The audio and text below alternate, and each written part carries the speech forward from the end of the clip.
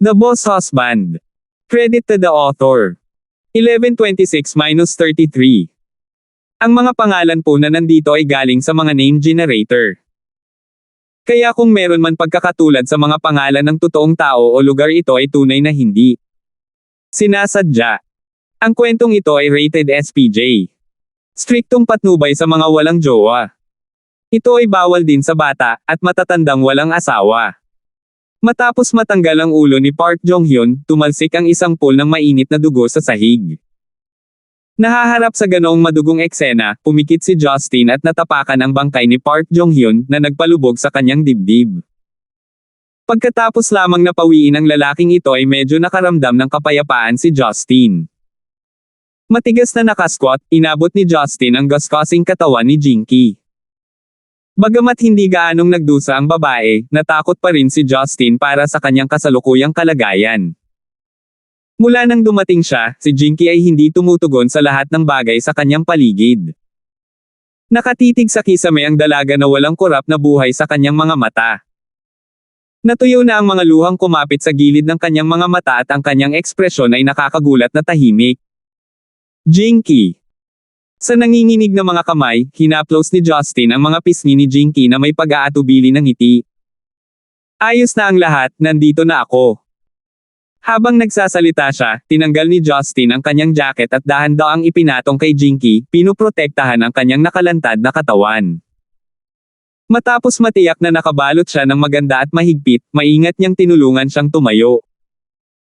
Unti-unting umikot ang ulo ni Jinky na may nakakatakot na walang laman na tingin. Tila napansin ng taong nasa kanyang harapan, nanginginig ang mga labi ni Jinky habang siya ay nagsimulang bumulong ng hindi marinig. Bigla na lang siyang napabuntong hininga nang mawalan siya ng malay. Jinky. Hindi napigilan ni Justin ang sigaw bago ito nakatakas. Hindi niya inaasahan ang mangyayari. Una niyang inasahan na si Jinky ay yakapin siya at umiyak. Kahit na siya ay kinagat siya ng mabangis, ito ay makatuwiran pa rin. Ngunit sino ang nakakaalam na hihimatayin lang si Jinky? Sa likas na katangian, hinawakan ni Justin ang palso ni Jinky, ang kanyang banal na sentido ay tumatagos sa kanyang katawan. Ang Heaven and Earth energy mula sa Endless Resolve Restoration Scripture, ay dumaloy sa kanyang katawan, gumagala sa bawat meridian sa pagtatangkang hanapin ang dahilan. Gayunpaman, mabilis na nalaman ni Justin na walang pinsala sa katawan ni Jinky. Bukod sa kanyang mahina at tila kulang sa pagkain, ang lahat ay tila maayos. Paano ito? Nabalot ng pagkabalisa si Justin at dahil alam niyang hindi niya ito kayang ayusin, itinaas niya si Jinky sa kanyang mga bisig at tumakbo palabas ng gusali. Sa mga lansangan na nilalamon ng dilim, tila walang ibang tao ang nakapansin sa kaguluhan. Inalis ni Justin ang pag-iisip na magpara ng taxi at agad na nagsimulang magmadali patungo sa emergency department ng ospital ng Seoul University habang nakaakbay si Jinky na hindi gumagalaw. Ang dramatikong pagpasok ni Justin kasama ang isang batang babae sa kanyang mga bisig ay sumaire sa kapayapaan sa departamento ng emerhensya na ikinagulat ng mga doktor at nurse sa night shift. Sir, ano pong problema ng babaeng ito? Ibinaba ni Justin si Jinky sa isang hospital bed na itinulak palabas ng mga nurse at sinabing, mukhang nakaranas siya ng isang emosyonal na pagkabigla at nahimatay. Hindi ko siya magising kahit anong pilit ko. Matatanggap lamang ni Justin na si Jinky ay dumanas ng ilang anyo ng emosyonal na pagkabigla para mahulog siya sa ganoong kalagayan. Nag-aalala dahil sa sakit, ipinagdasal niya na sana ay wala ng ibang problema matapos itong magkamalay. Hanggang sa ipinadala si Jinky para sa isang CT scan ay nagawang pakalmeyan ni Justin ang kanyang sarili. Inilabas niya ang kanyang telepono at napagtantong mayroon siyang ilang mga hindi nasagot na tawag mula kay Marian. Siguradong sabik na sabik siyang mapansin. Sa sandaling dumating ang tawag, ang nag-aalalang boses ni Marian ay tumunog mula sa kabilang dulo. Honey, where have you been? Bakit bumalik si President Park Ji-yeon, at nawala ka? Napabuntong hininga si Justin at maikling ipinaliwanag ang tungkol sa pagbisita ni Park Jong-hyun sa lugar ni Jinky.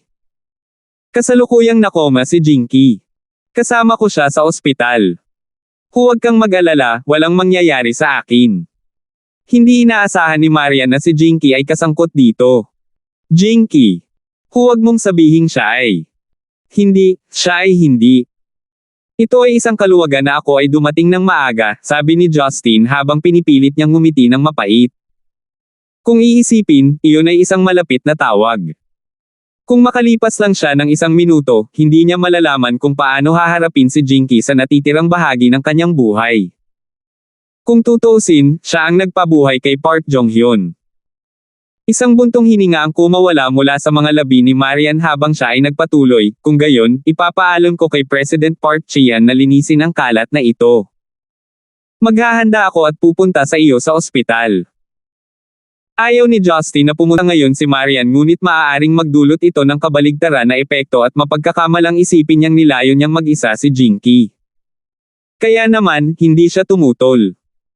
Madali ang trapiko sa gabi, at hindi umabot ng kalahating oras bago dumating si Marian sa ospital.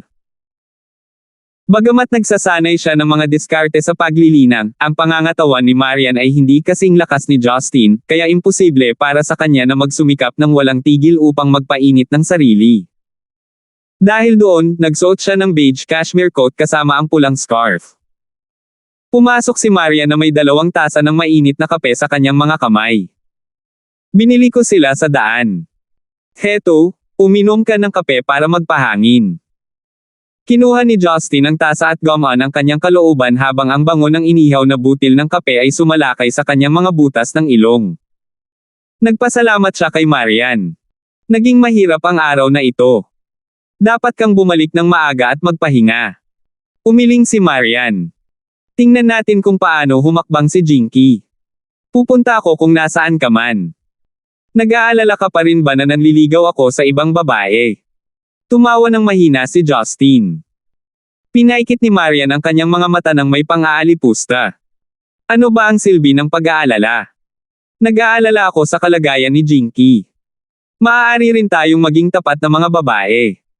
May pagkakaibigan tayo at titignan ko ito. Sa gitna ng kanilang pag-uusap, isang nakasimangot na doktor ang lumapit na may hawak na folder. Ikaw ba si Mr. Gibson? Ako si Chief Physician Gustavo Zing. Nauna nang nakipag-ugnayan sa amin si President Park Ji-an. Paumanhin sa aking pagdating, nagmamadali lang akong umuwi.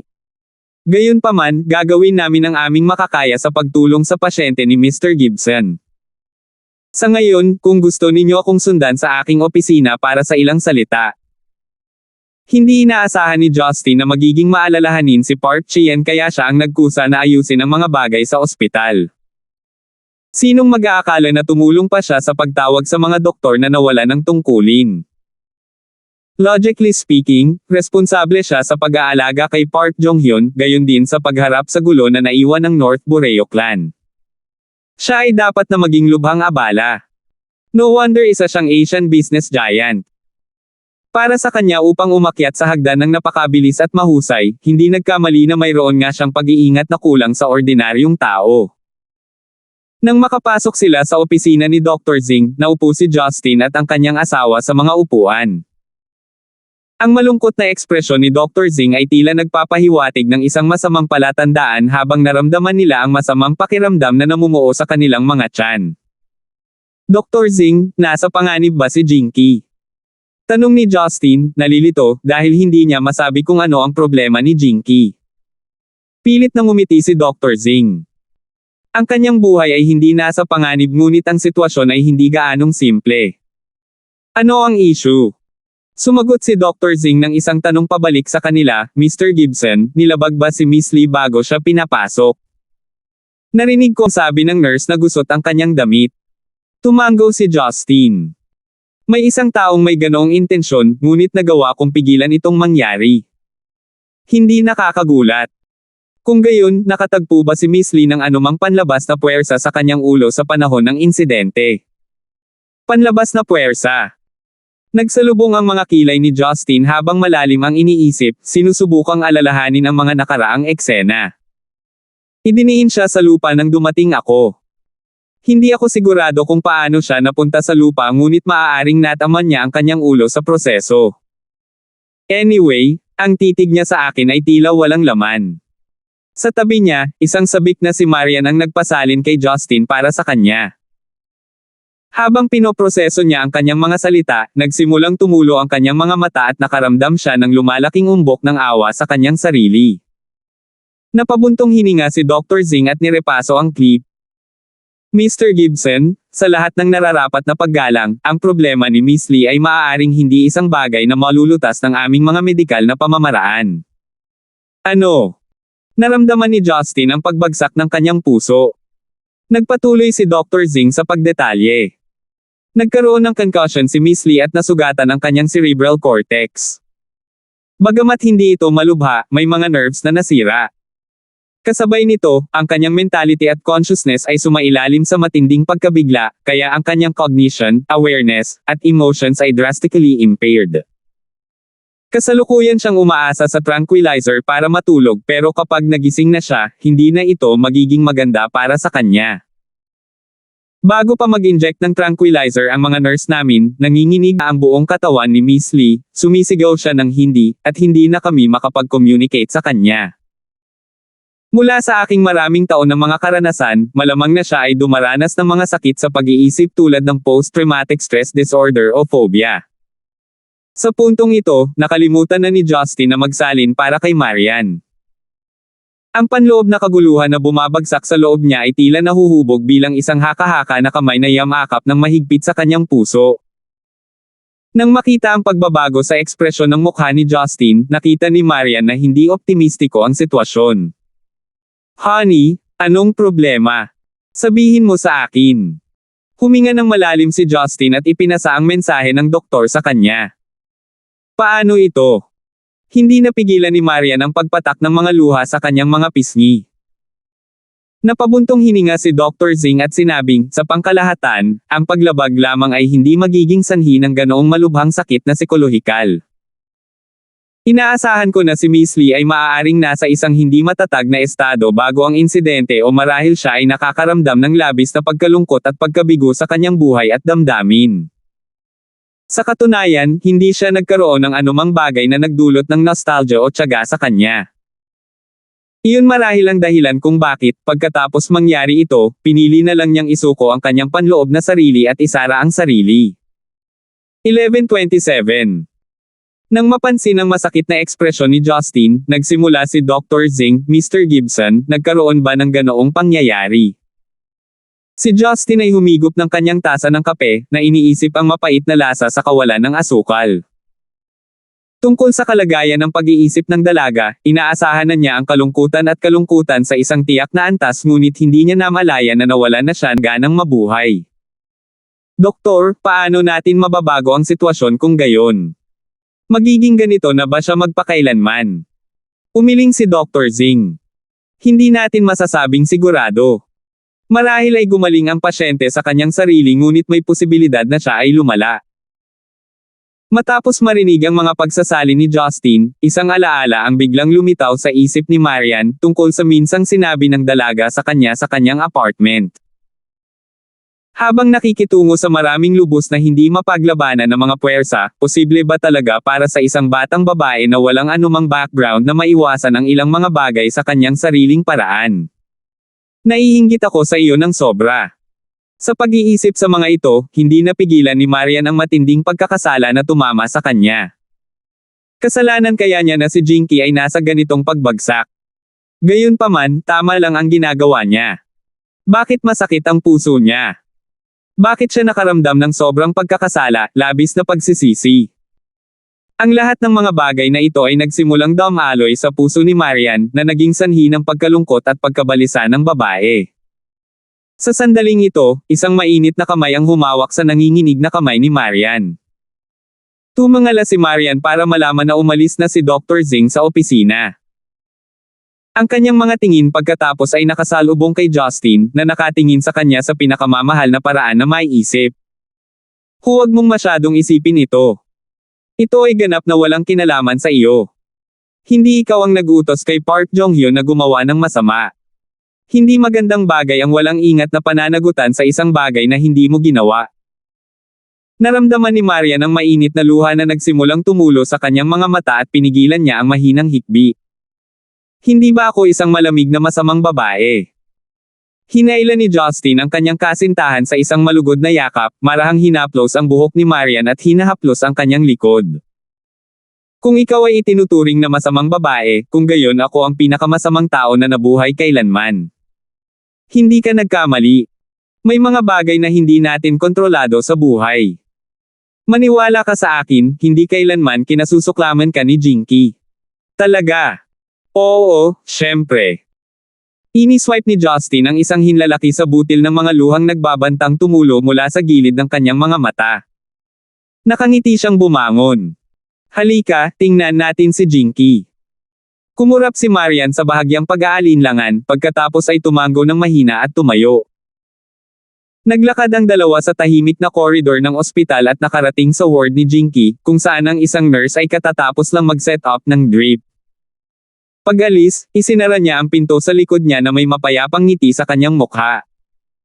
Si Jinky ay nasa hospital bed na hindi gumagalaw. Kitang-kita na bumalik sa kanyang mukha ang malabong rosas ng kanyang mga pisngi, ngunit magkadikit pa rin ang kanyang mga kilay na para bang binabangungot siya. Mahal, kailan madyay gising si Jinky? Umupo si Marian sa tabi ng kama at nag-aalalang nagtanong. Umiling si Justin. Walang ideya. Siya ay naninirahan isa dito ng walang mga kaibigan o pamilya. Kung tayo ay nasa Stonegate, maaari nating hayaan si Oldley at ang kanyang asawa na alagaan siya. Kung gayon, magdamag na tayo. Maaari tayong magpasya pagkatapos niyang magising, mungkahi ni Marian. May eksaktong pag-iisip si Justin na unawain muna ang kalagayan ni Jinky bago isaalang-alang kung dapat nilang dalhin siya sa ibang lugar para gamutin, o diretsong bumalik sa Stonegate. Habang pinagmamasdan nila ang matamlay na dalagang nakahiga sa kama, tahimik na lumipas ang gabi ng walang gaanong abala. Sa oras na iyon, nagawa na ni Marian na i-regulate ang true chi sa kanyang katawan tulad ni Justin, kaya natural, hindi sila masyadong inaantok. Umupo ang mag-asawa sa mahabang bangko at nag-usap, magkayakap. Sa pagitan, sadyang tumawag si Park Chian para tanungin ang kalagayan ni Jinky at nilinaw na handa siyang magbigay ng anumang paraan ng tulong. Kinaumagahan, sa wakas ay bumukas ang mga talukap ni Jinky, bagamat nanatiling blanko at malayo ang kanyang ekspresyon na parang wala siyang ideya kung nasaan siya. Lumiwanag ang mukha ni Marian at sumugod siya para hawakan ang kamay ni Jinky.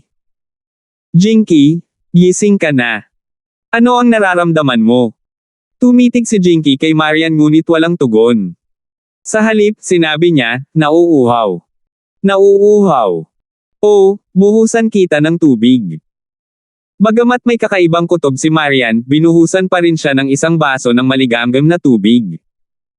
Pagkatapos ay tinulungan niyang tumayo si Jinky at dinala ang tasa sa kanyang mga labi. Si Jinky ay humigop ng dahan-dahan at huminto pagkatapos niyang uminom ng kalahating tasa. Maingat na nagtanong si Marian, Jinky, nakakaramdam ka ba ng discomfort kahit saan? Nagulat siya, sumagot si Jinky, sino ka? Nanlamig si Marian. Namutla agad ang mukha niya at halos madulas ang tasa sa pagkakahawak niya. Sa pagmamasid mula sa isang tabi, si Justin sa una ay napanatag na ang kalagayan ni Jinky ay hindi kasing sakit ng kanyang inaakala. Ngunit ang isang pangungusap na iyon ay lalong nagpalubog sa kanyang puso. Jinky, hindi mo ba kami nakikilala? Tumango si Justin at napasigaw. Bago ito, hindi napansin ni Jinky ang presensya ni Justin, at nang makita siyang biglang humakbang pasulong, isang sigaw ang kumawala sa kanyang mga labi. Ah! Umalis ka! Umalis ka! Si Jinky ay kumikilos tulad ng isang nagulat na USA, sinisipa ang kanyang mga paa palabas gamit ang kanyang mga kamay sa kanyang ulo. Ang paghampas niya ay naglapit sa kanya sa gilid ng kama at para siyang mahuhulog. Tumakbo si Justin at mabilis na hinawakan si Jinky sa kanyang mga braso upang hindi siya mahulog sa lupa, ngunit hindi siya tumigil sa pag-iyak at pagsigaw. Bitawan mo ako! Arg! Bitawan mo ako! Umalis ka! Jinky, huminahon ka! Ako si Justin. Ang iyong kapatid na Gibson. Bakit ka? Nadagdagan ang pagkabalisa sa gulat na si Marian, na umakyat at hinawakan ang kanyang mga braso habang nagsasalita, Jinky, hindi mo ba kami nakikilala? Huwag kang umiyak. Tumangging makinig si Jinky at sinubukan pang tumakas sa pagitan ng pag-iyak.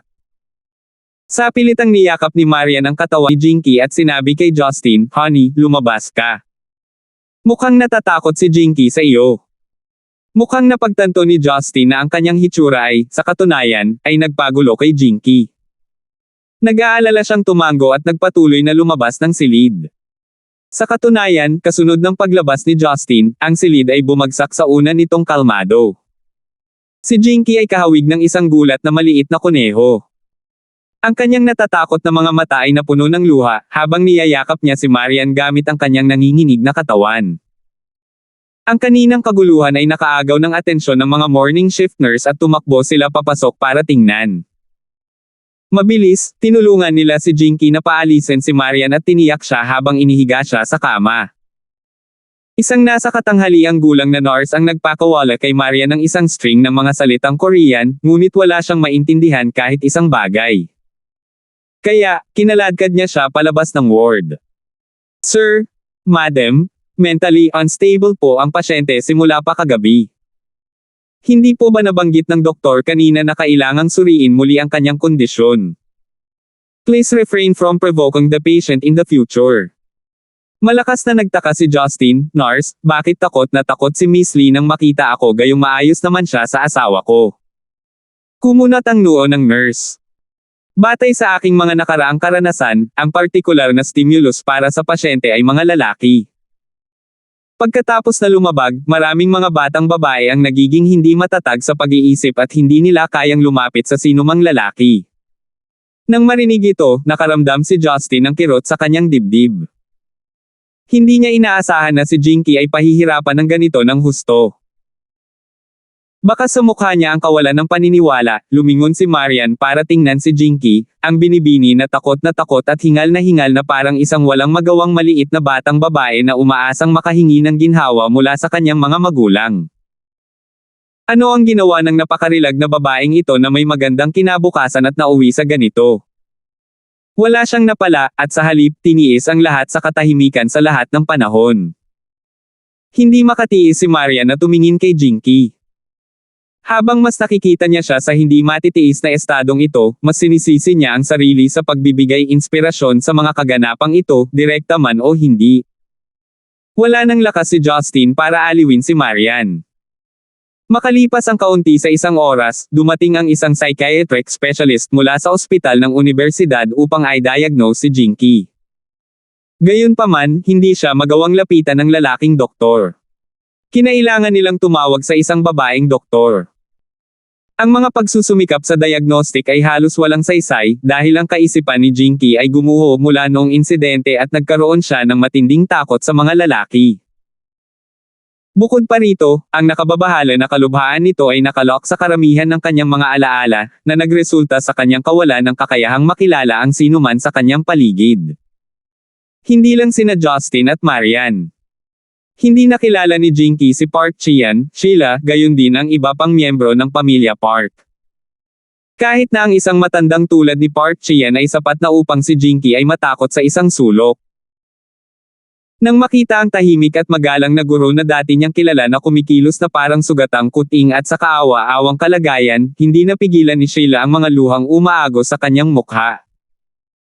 Pagkaraang mapanatag ang loob at pakalmayan ang sarili, tinanong ni Marian si Justin, dapat ba nating ipaalam sa pamilya ni Jinky? Mas mabuting sabihin kay Audley at sa kanyang asawa ang tungkol sa kanya ngayon. Mahigpit na umiling si Justin, nang walang pag-aalinlangan. Hindi, iniisip ni Audley at ng kanyang asawa na si Jinky ay naging mahusay sa Amerika. Kung malalaman nila na nawalan siya ng memorya at nagkaroon ng phobia bukod pa doon, paano nila ito tatanggapin? Dahil ang mga doktor dito ay walang solusyon, maaari kong tanungin si Jane at tingnan kung mayroon siyang anumang mga ideya. 11:28. Bagamat kababalik lang ni Jane sa England, kailangan siya ni Justin kaagad. Siya ang kanyang huling paraan, dahil kahit na ang pinakamahusay na mga psychiatrist sa Korea ay hindi nagawang gamutin ang kondisyon ni Jinky. Ang mga sagot na natanggap niya ay nasa linya ng "just let it be" o "fate will decide." Sa katunayan, alam na alam ni Justin na ang mga sakit sa isip ay mangangailangan ng propesyonal na payo mula sa mga psychiatrist. Gayunpaman, ang tunay, masakit na problema sa kamay ngayon ay walang nakakaalam kung saan magsisimula. Sa hapon, personal na lumipad si Justin at inihatid si Jane pabalik sa Korea. Mula sa pananaw ni Jane, siya ay lubos na nabalisa sa kasalukuyang antas ng paglilinang ni Justin na nagbigay sa kanya ng kakayahang maglakbay ng malalayong distansya sa isang iglap. Sinimulan pa niyang isaalang-alang ang ideya ng paglilinang sa tabi niya. Gayunpaman, sa kanyang kaalaman, ang ganitong uri ng banal na kakayahan ay hindi isang bagay na madaling matutunan ng isa. Medyo ipinakilala rin ng ospital kay Jane at pinagtutulungan nila siyang binigyan ng individual na espasyo para masuri at magamot si Jinky. Sa hindi nakakagulat, tumingin si Jinky kay Jane na parang hindi pa niya ito nakilala. Nakasuot ng puting guhit na damit ng pasyente, si Jinky ay lumitaw na napaka-absent-minded at mapurol. 2 buong oras na sinubukan ni Jane ang lahat ng posibleng paraan para makipag-usap kay Jinky sa psikolohikal na paraan, sinusubukang gabayan siya sa pagbuwag sa kanyang mga espiritual na hadlang. Ngunit walang epekto, nanatili siyang nawala. Sa huli, si Jane ay lumabas ng silid na walang magawa na nakakunot ang noo. Napakakomplikado ng kanyang kasalukuyang kalagayan. Pinili niyang tinatakan ang isang bahagi ng kanyang mga alaala at nagkaroon ng selective phobia sa mga lalaki. Kung hindi ito mareresolba sa oras, maaari siyang tuluyang masira bilang resulta. Pilit na ngumiti si Justin. Alam kong masikip tayo sa oras, ngunit paano natin siya dapat gamutin? Walang solusyon ang mga doktor sa Korea. Hindi naman sa wala silang nakikitang paraan, ito ay dahil wala sa mga paraan ang makakagarantiya ng tagumpay.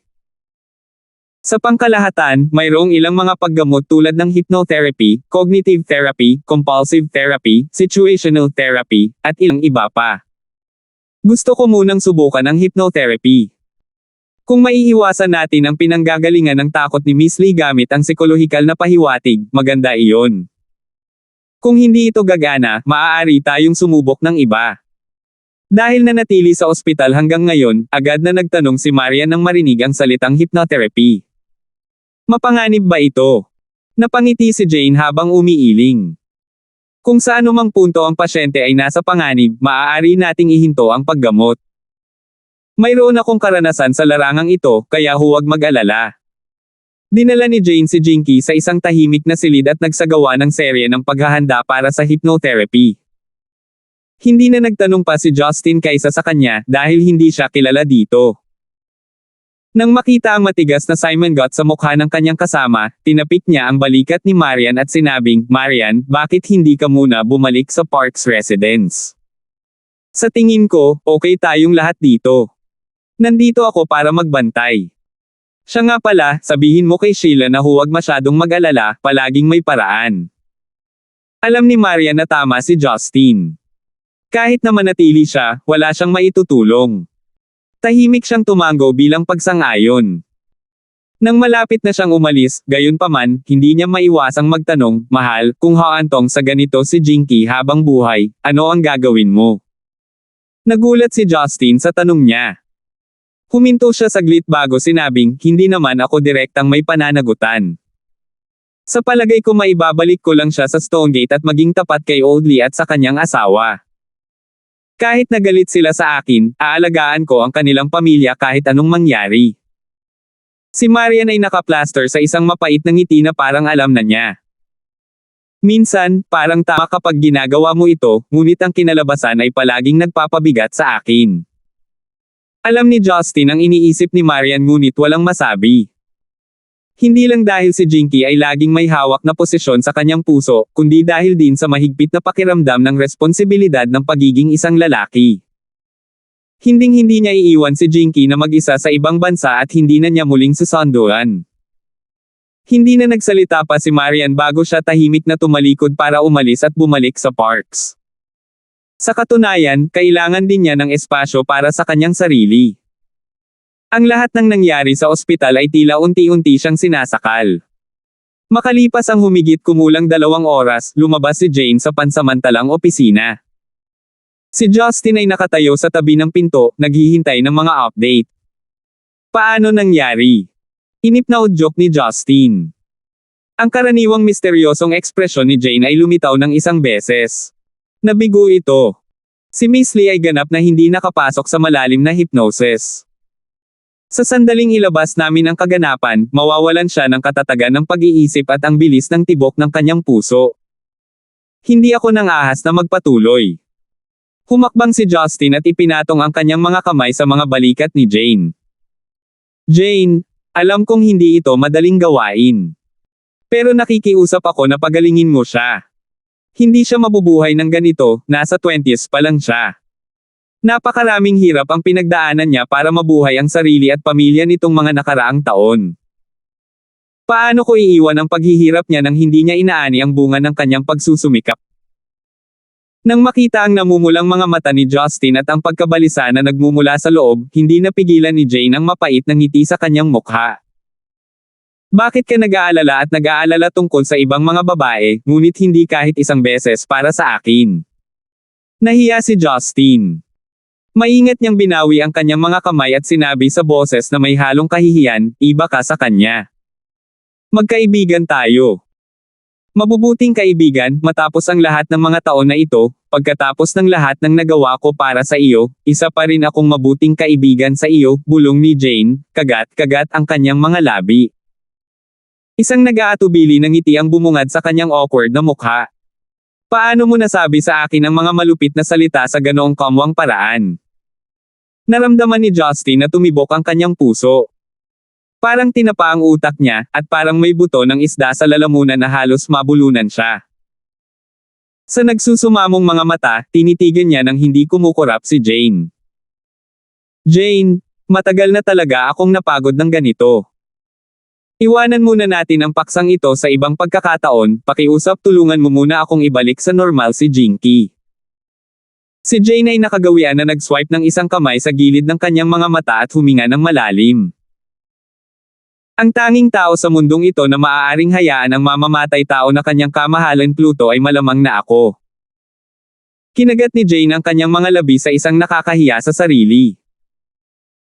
Malungkot na tugon ni Justin, wala akong anumang pasanin sa pagmamakaawa pa rin sa iyo. Mahinang umiling si Jane.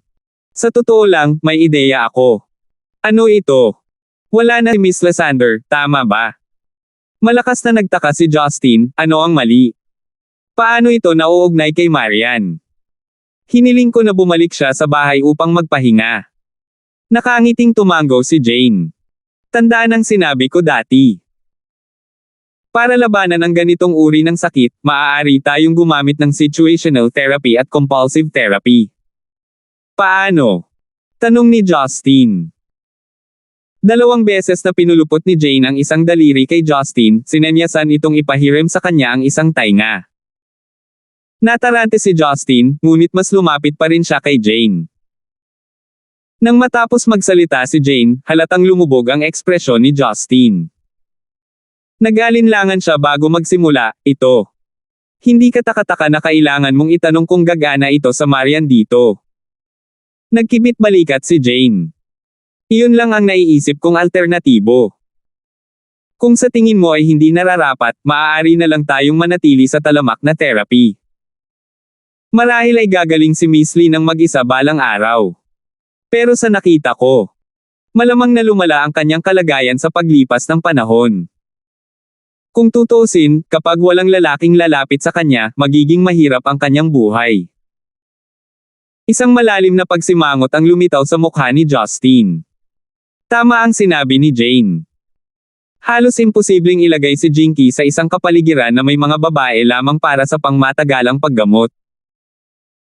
Kung magpapatuloy tayo, walang makakatiyak sa direksyon na tatahakin ang kanyang kalagayan. Katatapos lang niyang isara ang kanyang kaloob-looban, ngunit ang kanyang kamalayan ay hindi pa nakakandado, kaya kung maaari mong pilitin ang kamalayan na sinusubukan niyang itago bago pa maging huli ang lahat. Huminto muna si Jane bago idinagdag, maaaring mukhang walang awa ang diskarteng ito, ngunit ito ay diretso at may pinakamataas na pagkakataong magtagumpay. Kung mabibigo ito, hindi na ito lalala pa kaysa sa ngayon. Ngunit kailangan mong malaman na kapag nagsimula na ito, hindi ka na makakapigil. Kinagat ni Justin ang kanyang mga ngipin at malalim na nag-isip. Sa isang mahinang ngiti sa kanyang mukha, sinabi niya, hindi mo ba ako tinutokso ngayon na maging isang masamang tao? Mayroon lamang isang manipis na linya sa pagitan ng mabuti at masama. Kung mahal mo siya at handang gampanan ang responsibilidad, kung gayon hindi ito masama kahit kay titing. Tinukso siya ni Jane, at least sa nakikita ko, pinipigilan mo ang sarili mo. Hindi ba't napakasarap na magkaroon ka ng pagkakataong gawin iyon? Nagpa siya si Justin na huwag mag-overthink. Inilagay ang kanyang mga alalahanin sa likod niya, sinabi niya, tama, papasok na ako. Tumaas ang kilay ni Jane. Gusto mong pumasok dito? Ito ang opisina ng ospital. Alam ko. Ito ay eksakto dahil ito ay isang opisina at hindi isang lugar upang matulog na ito ay nagiging mas matindi. Sa ganoong paraan, maaari nating tularan ang sitwasyon ng pinakamahusay, hindi ba? Nangangatwiran si Justin. Napatingin si Jane sa lalaki, nakatali ang dila. Lagi kang halimaw. Kahit na nagpakasal ka at nagawa mong i-camouflage ang iyong sarili, walang nagbago. Si Justin ay sadyang walang hiya. Ikaw ang nagpalakas ng desisyon ko. Dahil ginagawa ko ito, magiging sukdulan ako hanggat kaya ko. Kahit kailan hindi ako naging qualified na asawa. Mas gugustuhin ko pang mabuli pa uwi ng ilang oras kaysa madamay ako ng guilt sa buong buhay ko. Nagdududa si Jane. Iniisip ko, kung maghuhubad ako sa harap mo, papakawalan mo rin ba ang sarili mong hayop sa akin? Hindi ko alam na magiging ganito ka-simple.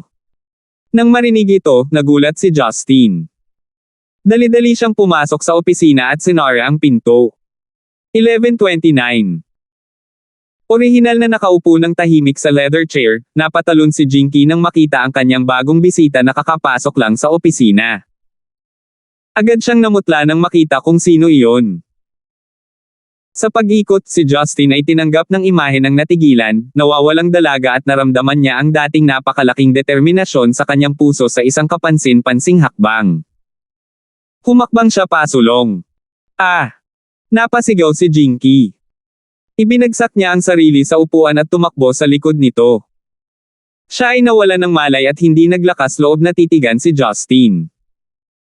Ang mga salita ni Jane ay lumabas sa isip ni Justin. Sa sandaling simulan mo ito, hindi ka maaaring umatras.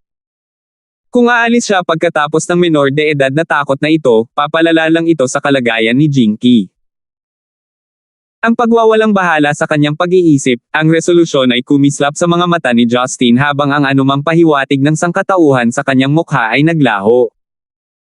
Lumapit ito sa kanya at inihagis ang upuan sa isang tabi. Huwag kang lalapit. Umalis ka. Umalis ka. Napaatras si Jinky at bumagsak pabalik sa lupa. Patuloy na sinisipa ang kanyang mahahabang binti palabas kay Justin, ang kanyang katawan ay namimilipit at lumiit sa kanyang likuran. Inabot ni Justin at hinawakan ang magkabilang binti ni Jinky. Sa isang mabilis na paggalaw, kinaladkad niya ito pataas at umakyat sa ibabaw niya.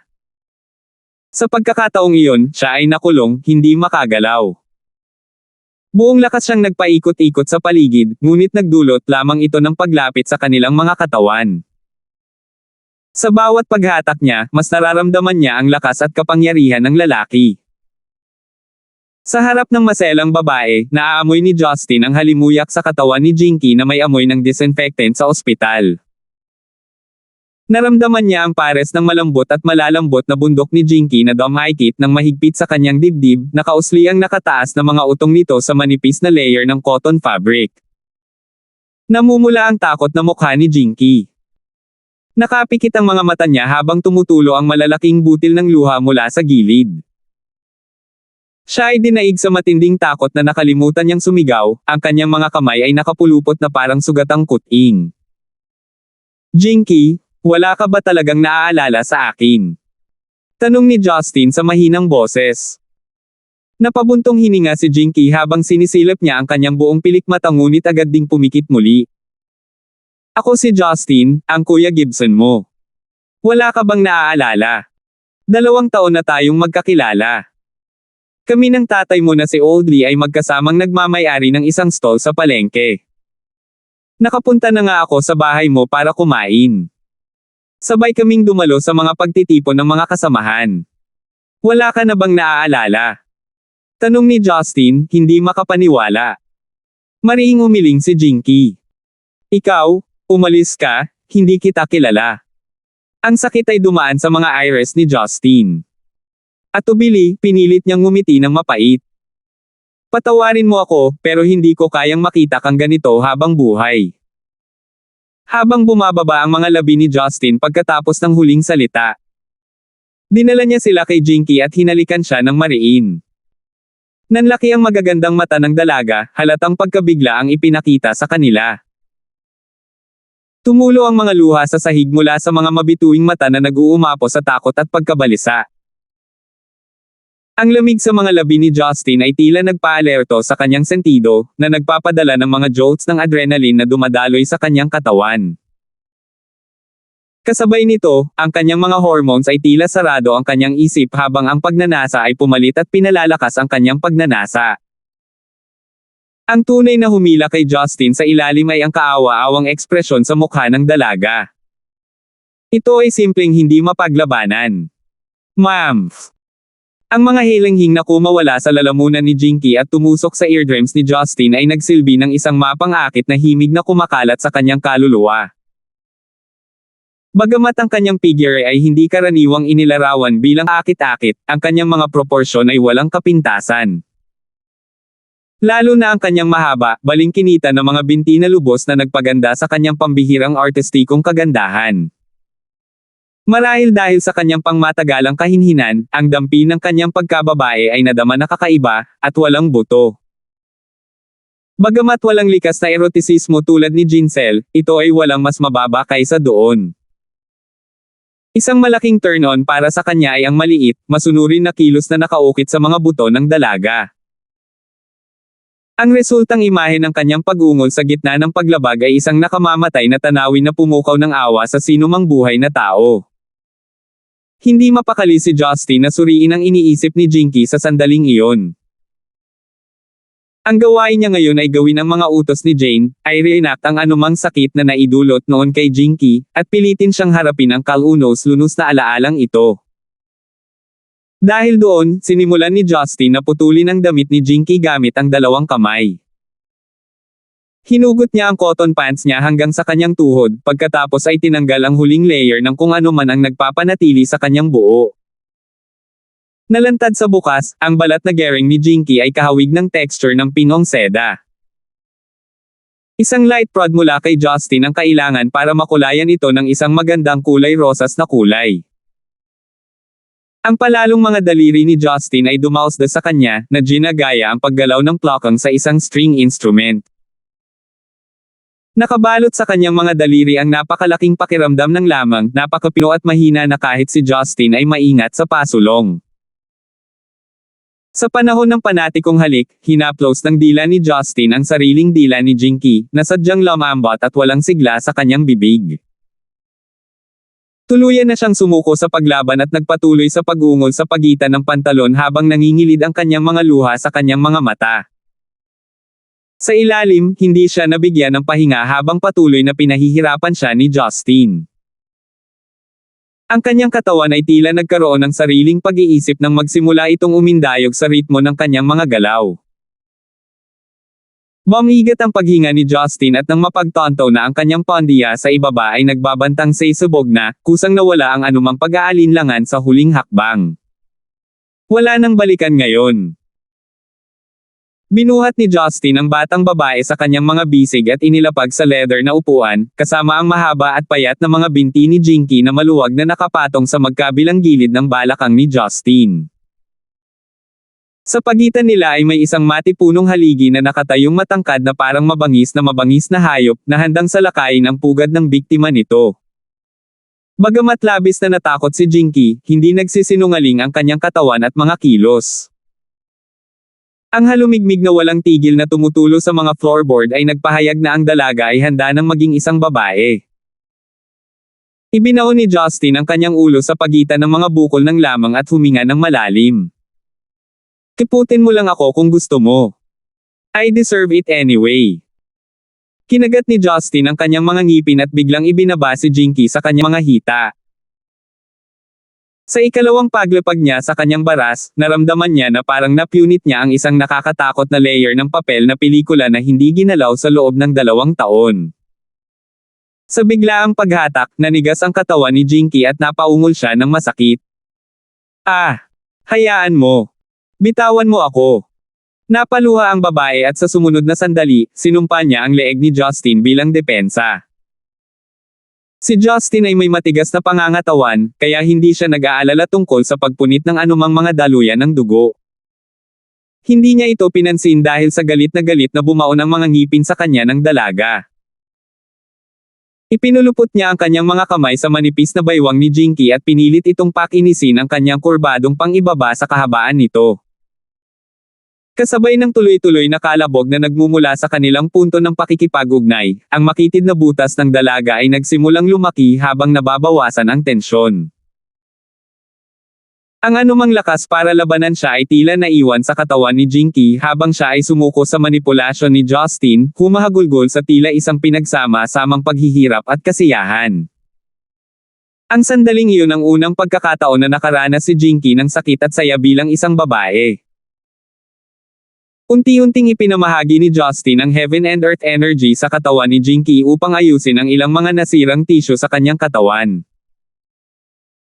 Nang huminto ang kanyang pagdurugo, nagawa niyang i-accommodate ang kanyang sarili sa pamamagitan ng mga likas na kilos na tumutugma sa kanya. Umalangaw-ngaw sa buong opisina ang awit ng kanilang mga huffs at puffs, na nagkukulayan sa hangin ng isang nagninangas na pulang-pula. Sa loob ng 1 oras, 3 beses nang sumuko si Jinky kay Justin bago tuluyang nasaksihan ang kanyang pinakahihintay na paglaya. Habang nagpakawala si Justin ng isang huling ungol ng sarap, kumalas siya sa pagkakahawak sa malambot na baywang ni Jinky upang alisin ang sarili sa katawan ng babae. Sa ngayon, ang kanilang warzone ay lumipat mula sa upuan papunta sa office table, kung saan ang mahahabang binti ni Jinky ay mabagal na nakabitin sa gilid ng mesa. Puno-tuldok sa buong katawan niya ang maraming nakakapasong hiki. Ipinikit ni Justin ang kanyang mga mata saglit para pakalmayan ang sarili bago siya humakbang pasulong at tinulungang makatayo ang dalaga. Nang itayo niya ang sarili sa ilalim ng tulong ni Justin, ang orihinal na mahina at pagod na babae ay biglang nagtaas ng kamay at hinampas ito sa mukha ni Justin. Smack! Maikli at matamis. Hindi dahil hindi nakita ni Justin ang pagdating nito. Pinili na lang niyang hindi umiwas. Inikot ang kanyang ulo pabalik kay Jinky, matamang tumitig si Justin habang pinagmamasdan ang lumuluha at namumula nitong mukha sa harapan niya.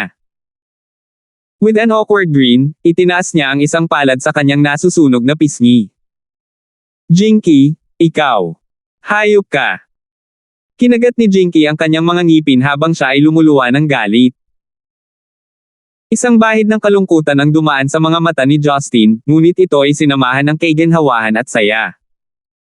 Pilit na ngumiti, sinaman siya nito ng tingin. Sa wakas naalala mo na. Sa pamamagitan ng mainit na luha, pinandilatan ni Jinky ang lalaki. Bigla na lang, parang bumagsak ang opisina sa ibaba ng absolute zero. Justin. Matapos ang tila walang hanggan, sumirit si Jinky, tinitigan ang lalaki na may malungkot na ekspresyon. Ang pangalan na bumagsak sa dulo ng kanyang dila ay parang isang ganap na estranghero sa kanya. Mula sa araw na ito, ako, si Jinky ay hindi na maiangat ang ulo ko sa harap mo at ng iyong asawa dahil sa kinuha mo sa akin. Habang nagsasalita siya, biglang hinawakan ni Jinky ang kanang kamay ni Justin at inilagay ito sa kanyang dibdib. Sa kabila ng kanyang kamay na pinipisil ang kalahati ng kanyang kaliwang dibdib, hindi ito pinansin ni Jinky. Inalis mo ang puso ko. Napakurap-kurap si Justin sa babae, lubos na natigilan sa kanyang talino. Si Jinky, sa kabilang banda, ay nakagawa ng malawak na ngiti habang ang 2 agos ng luha ay tumulo sa kanyang mukha. Ito ang dahilan kung bakit mahal na mahal kita. 11:30. Habang tinatakpan ng dilim ng gabi ang lupa, ang mga matingkad na ilaw ang nagpapaliwanag sa mansyon ng Pamilya Park.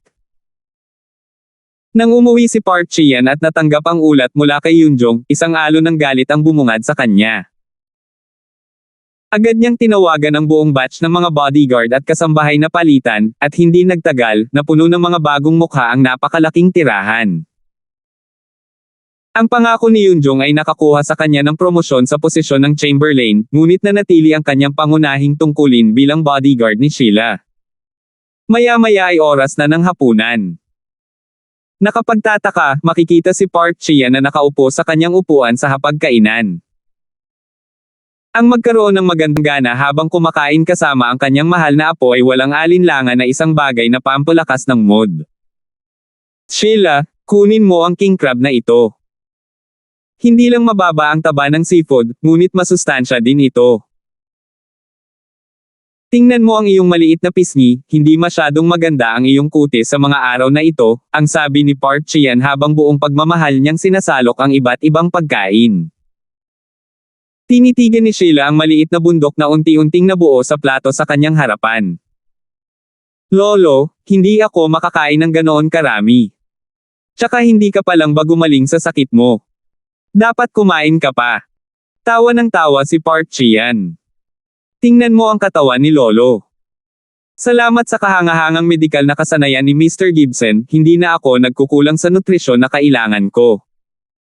Talagang malawak at malalim na sibilisasyon ang Zenica, haha. Itinuon ni Park Chian ang kanyang atensyon kay Marian sa kanyang kabilang panig. Miss Lysander, may balita na ba kay Mr. Gibson? Nasa ospital pa ba siya? Oo, dapat ay bumalik siya kaagad. Bahagyang ngumiti si Marian sa labas, ngunit tahimik na nagpakawala ng buntong hininga. Bagamat nakaupo sa harap ng isang mesa na puno ng keitekam-takam na Korean delicacies, tila hindi siya nakahanap ng ganang kumain. Maaga pa ng gabi nang biglang tumawag si Jane, na ipinaalam sa kanya ang paggamot na humingi ng tulong ni Justin.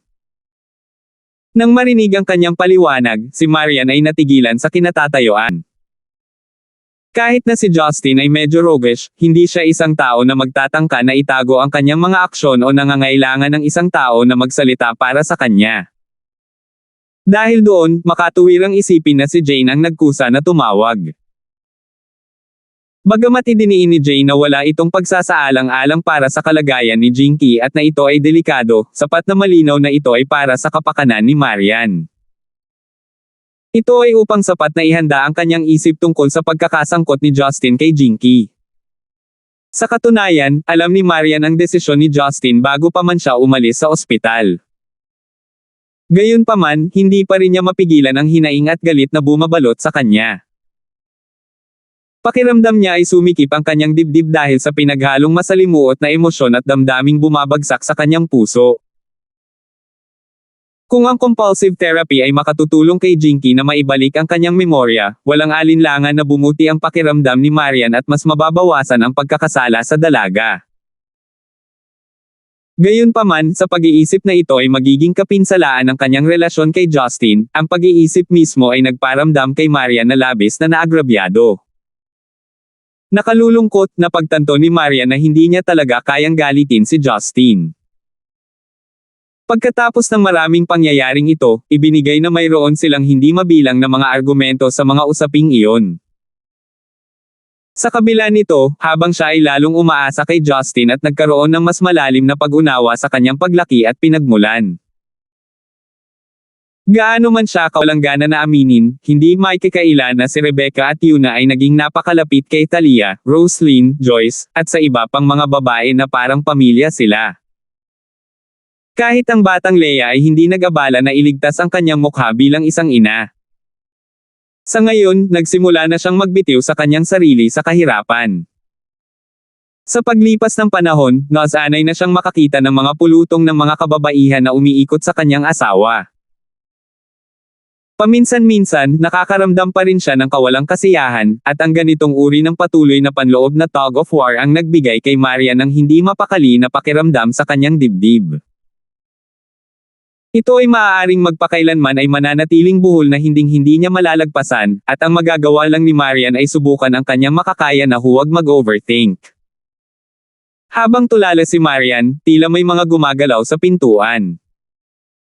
Bago ito alam ng sino man, pumasok si Justin na may nakaka-relax na ngiti sa kanyang mukha. Nasa takong niya si Jinky, na nagpalit ng itim na leather coat, na may pulang scarf na nakabalot sa kanyang leeg. Walang nakitang kakaiba kay Justin, ngunit isang hindi natatagong kahihiyan, na may batik ng pagkabalisa ay kitang-kitang kumikislap sa mga mata ni Jinky. Bumalik na si Mr. Gibson. Oh, gumaling na ba si Teacher Vivian? Gulat na bulalas ni Park Chian. Nilamon ni Sheila ang pagkain na hawak niya sa kanyang bibig at sumibaw sa tuwa. Natisod sa sarili niyang mga paa, tumakbo siya at niyakap si Jinky. Teacher, alam kong may maiisip si Uncle. Teacher, naalala mo na ba ako ngayon? Hinaplos ni Jinky ang malambot na buhok ni Sheila na walang magawa. Kahit na siya ay hindi hihigit sa ilang taon na mas matanda kay Sheila, si Sheila ay isang batang babae pa rin sa paligid niya. Ako, ikaw si Shilamon, na mahilig magpakalma, tumawa si Jinky. Magiliw na umimik si Sheila habang tumango siya ng mariin. Binati ni Justin si Park Chian at buong tapang na lumapit kay Marian. Nakangiting hinarap siya nito. Honey, na-miss mo ba ako? Pinagmasdan ni Marian ang mukha na walang alinlangang hinihila niya para umangi ng awa, at nakaramdam ng matinding pagnanasa na punitin ito at ilantad ang kanyang tunay na personalidad. She clenched her teeth and remarked snarkily, hindi ba ngayong hapon lang tayo nagkita? Sobrang na-miss kita. Naku, ito ang unang pagkakataon na mawalay sa iyo sa loob ng napakatagal na panahon na ang figure ng aking pinakamamahal na asawa ay patuloy na tumatakbo sa aking isipan. Mahal, napagaling ko na si Jinky, hindi ba dapat bigyan mo ako ng isa o dalawang papuri? Si Jane ay nagulo sa kanyang utak ngunit sa huli, ako pa rin ang baalang iligtas ang mundo. Malamig na tumikim si Marian nang makitang mataimtim na nagsasalita si Justin. Stop pretending. Tumawag na si Jane para sabihin sa akin kung anong uri ng compulsive therapy ang ginamit mo. Ang mga sumunod na salita ni Justin ay agad na bumara sa kanyang lalamunan. Nawala ang kulay sa mukha niya habang pilit na ngumiti ng mapait. Sinabi sa'yo ni Jane ang lahat. Salita sa salita. Medyo detalyado, masyadong, sagot ni Marian, ang kanyang boses ay malamig na malamig. Napabuntong hininga si Justin. Kasunod nito, pamulong siya ng ilang hindi marinig na mga pangungusap sa ilalim ng kanyang hininga, pagkatapos ay ipinikit ang kanyang mga mata at pinagsalikop ang kanyang mga palad. Pumalakpak. Ang magkabilang tuhod niya ay bumagsak sa lupa. Hindi lang si Marian, kundi maging sina Sheila, Jinky, at Park Chian ay natulala. Biglang nahulog si Justin. Lumuhad siya sa gilid ni Marian nang walang babala. Ikaw, anong ginagawa mo? Agad na natarante si Marian. Ito ay isang nakakahiyang bagay na ihayag sa harap ng napakaraming pares ng mga mata. Malungkot na ibinuka ni Justin ang kanyang mga labi, nagtatampo. Alam kong galit ka, ngunit wala talaga akong mahanap na dahilan para magdahilan. Gayunpaman, hindi ko masasabi na napilitan akong makipagtalik kay Jinky. Be it for my personal desires or her sakit, I still think I did the right thing and I have no regrets. Ikaw naman, I won't argue that it hurt. Dapat maramdaman mo na wala akong kahihiyan, ngunit wala akong pakialam na maging ganito sa harap mo. Anyways, honey, kung gusto mong manatiling galit sa akin, tatanggapin ko ito ng buong katapatan. Ngunit, Marian mahal, nakikiusap ako sa iyo, mangyaring huwag mo akong pansinin.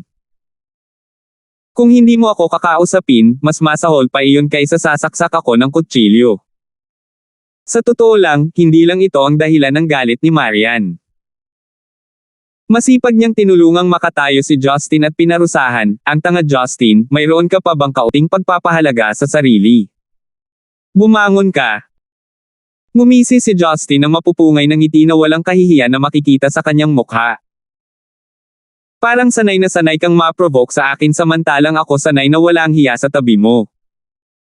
Kahit ilang beses mo akong sipin ngayon, I deserve it. Bakit hindi mo sabihin sa akin kung paano kita mapapalamig? Dapat ba kitang bilhan ng malagkit na rice balls? O isang minahan ng brilyante mula sa Africa. Ibibigay ko sa iyo ang anumang gusto mo. Mahal, nakikiusap lang ako, huwag kang magalit sa akin.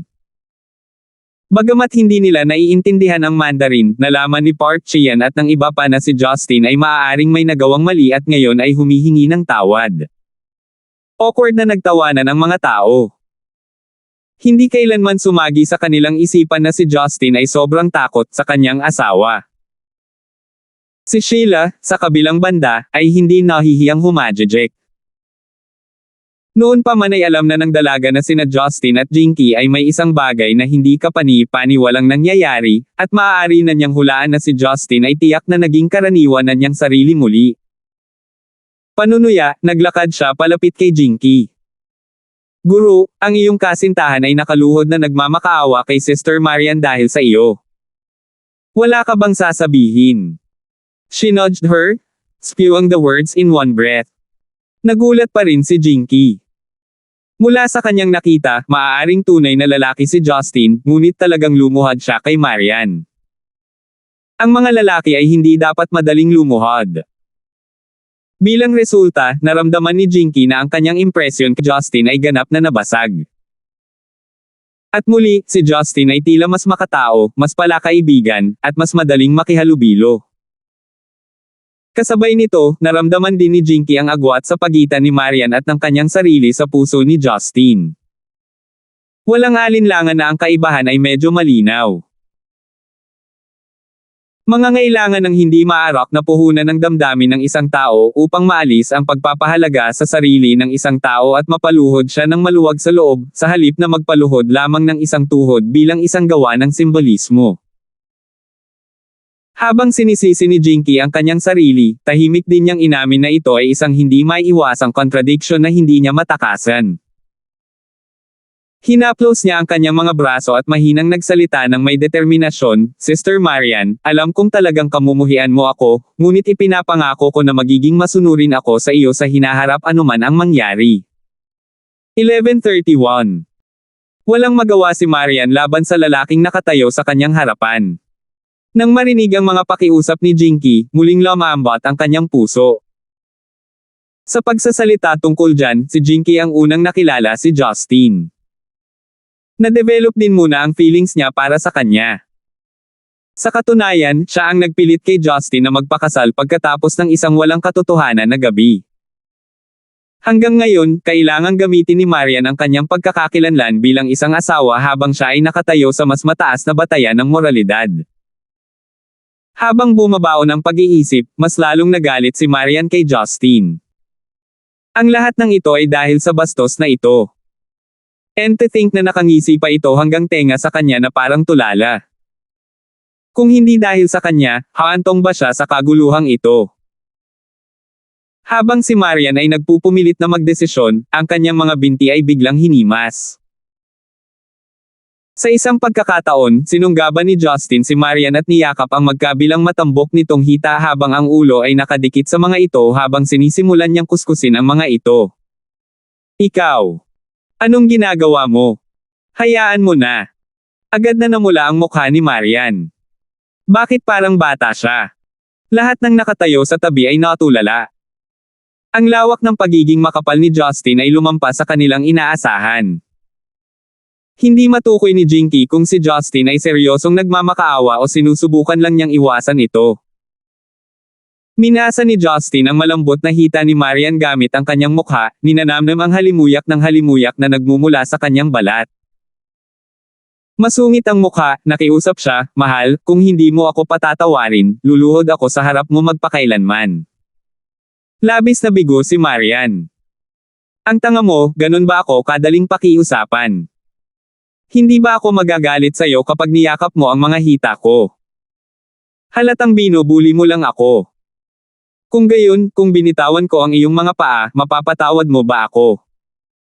Napangiti si Justin at agad na bumitaw. Sa gitna ng kanyang galit, hindi napigilan ni Marian ang isang hajejek. Kinagat ng manipis na labi at tuluyang nagpakawala ng buntong hininga. Hindi pinansin si Justin, lumingon siya kay Jinky. Jinky, samahan mo ako sa itaas. Kailangan nating mag-usap. Ha! Saglit na nanigas si Jinky ngunit mabilis na tumango habang inaayos ang sarili. Hindi nagtagal si Marian. Walang pagkaantala, dinala niya si Jinky sa itaas ng silid ng panauhin at isinara ang pinto. Sa ibaba, isang nakakatakot na katahimikan ang nagsimulang bumalot sa hangin. Binuhat ni Justin ang sarili at lumuhad sa upuan ni Marian. Gamit ang chopsticks ni Marian, nagpadala siya ng buong kumpol ng kimchi sa kanyang bibig at nagsimulang kumain, pagkatapos ay humigop ng sopas gamit ang kanyang kutsara. Tinitigan siya ni Park Chian at ng iba pa nang lumabas sa kanilang isipan ang salitang walang puso. Nang mapansin ang lahat ng mga mata sa kanya at nahuminto sa pagkain sina Park Chian at Sheila, tumawa siya, bakit kayo nakatingin sa akin? Sige na, kumain na kayo. Medyo matagal bago bumaba si Marian. Gagamitin ko muna ang mga kubyertos niya. Ngumiti ng pilit si Park Chian, kumikibot ang mga sulok ng labi. Si Mr. Gibson ay siguradong puno ng mga sorpresa. I mean, what can I do? A wife is meant to be pleased. Reasoning with women is never a good idea. We must just admit our mistakes, masunurin. Whatever so-called self-esteem is utter bullshit, iyon ay para lang makita ng iba. Lalo na sa mga taong tulad ko na mahilig tumingin sa iba kahit na may sapat na ako, that's need to put in my wife. That's need to put in my wife. Pangmatagalang plano isinasaalang-alang ang malaking larawan ito ang aking estado ng kaliwanagan mula sa hindi mabilang na masakit na mga aral na naranasan ko sa nakaraan. Sa pagsasalita, tahasan na kumaway si Justin sa mga lalaking katulong sa kanilang paligid. Umupo si Sheila at nagpout saglit bago sinabing, lalong nagiging walang hiya si Brother Justin.